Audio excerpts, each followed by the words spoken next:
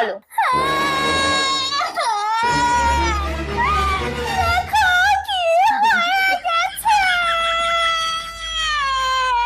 হ্যাঁ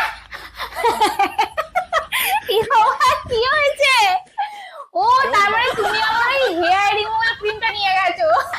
বৌমা চুল উঠবে তো আর? আরে হ্যাঁ হ্যাঁ উঠবে উঠবে। শোনো এবার থেকে একটু সামলে চুরি করো, বুঝলে? চুরি করা সাইড এফেক্ট। যাও বাড়ি যাও।